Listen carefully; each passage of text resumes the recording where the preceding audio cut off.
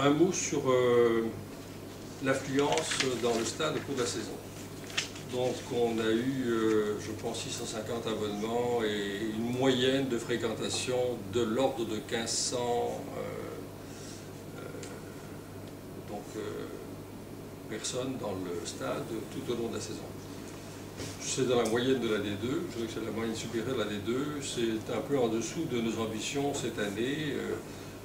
Il y a de nombreux facteurs qui ont joué et qui peuvent expliquer cette situation. Il y a la crise économique et la cherté relative du coût, évidemment, du spectacle de football. Il y a eu cet hiver qui n'en finissait pas, où effectivement on avait froid sur les gradins pendant plusieurs mois d'affilée. Il y a aussi eu, et ça nous le croyons, une certaine compétition lorsque les matchs étaient retransmis directement par Belgacom, parce que nous avons constaté une baisse de fréquentation de 30%, de 25 à 30% lors des matchs avec une retransmission directe. Nous n'avions pas d'accord avec Belgacom concernant le tour final. Par conséquent, je vous en touche un mot aussi, puisqu'il en a été question dans la presse. Quand le tour final s'est dessiné et qu'on était effectivement participant au tour final, nous avons pris l'initiative d'aller voir Belgacom en leur disant, écoutez, bon, on est autour de la table, quand vous retransmettez le match en direct, ça nous coûte 25 à 30%, voilà nos chiffres, voilà les coûts exactement, est-ce qu'il y a une contrepartie financière qui nous est proposée pour la retransmission du tour final? Ils ont dit qu'ils étaient intéressés par la transmission tour finale, mais pas par la contrepartie financière. Écoutez, financière ou autre, faites-nous une proposition. Je suis allé négocier à Bruxelles avec les dirigeants du club qui sont derrière vous. C'était silence sur toute la ligne, ils n'y avaient pas pensé à ça, ils n'avaient pas prévu, il n'y a pas eu de proposition. Donc il n'y aura pas de transmission en direct par Belgacom du tour final. Et nous espérons que ça aura une influence positive. Nous le verrons. C'est un test. On verra ce que ça donne et on verra si effectivement c'est une incidence positive sur l'affluence de gradins du stade du Café. On n'est pas fâché avec Belgacom, mais on regrette simplement que c'est nous qui avons pris l'initiative d'aller les voir. Il n'y avait pas de contrat. On leur a fait une proposition. Ils ont dit qu'ils ne savaient pas l'accepter parce qu'il n'y avait pas de budget. On sait bien que Belgacom est très près de ses sous. Hein. Et qu'il fallait dès lors qu'ils réfléchissent entre eux pour nous faire une contre-proposition qui est jamais venue. Donc voilà comment les choses sont exactement déroulées. Et sur la phase classique du championnat, vous ne touchez rien non plus? Non. Rétribution. Non. Nous avons un accord, c'est assez amusant, ça, si on parle un peu de Belgacom. Donc au début de l'année sportive, Belgacom a pris contact avec individuellement tous les clubs de Division 2 pour leur proposer des conditions matérielles, financières, des contreparties diverses pour la retransmission des matchs de Division 2. Quand nous avons reçu le contrat rédigé par Belgacom, moi je me suis aperçu qu'en fait c'était un copier-coller de l'ancien contrat de la D1, où on avait maintenu intégralement toutes les contreparties que Belgacom exigeait en D1, et on transposait ça en D2.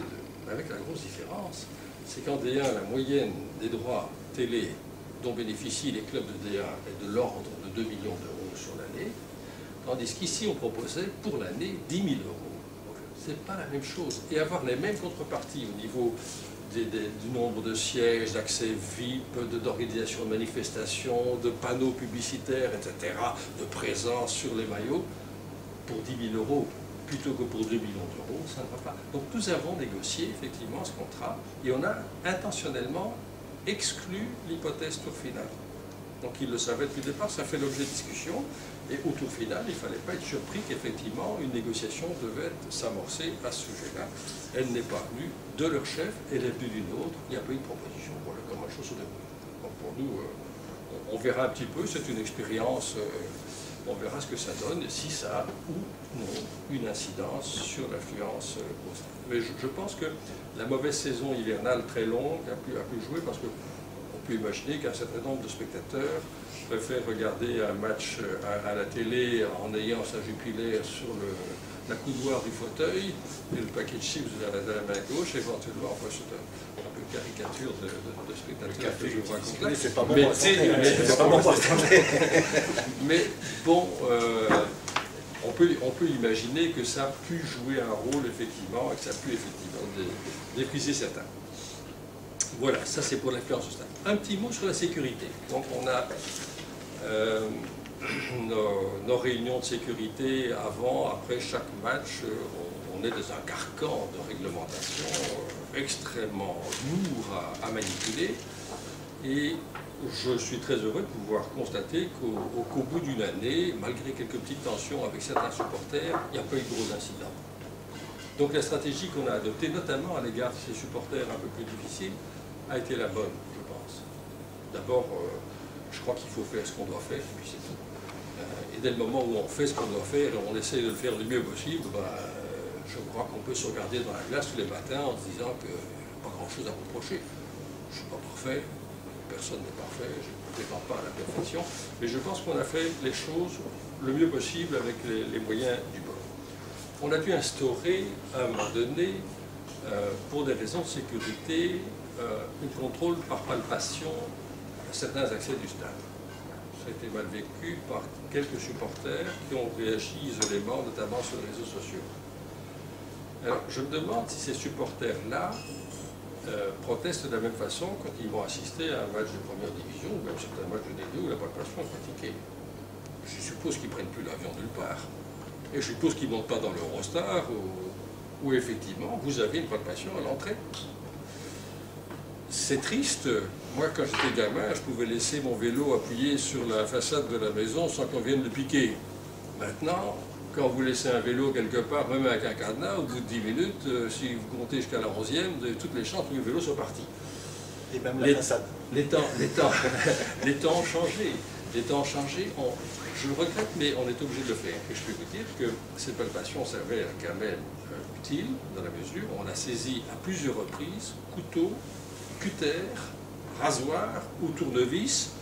Je veux bien qu'il y ait des bricoleurs qui viennent au stade, mais c'est quand même un peu suspect de voir les gaillards qui s'amènent avec ce genre d'attirail dans les poches pour assister paisiblement à un jeu.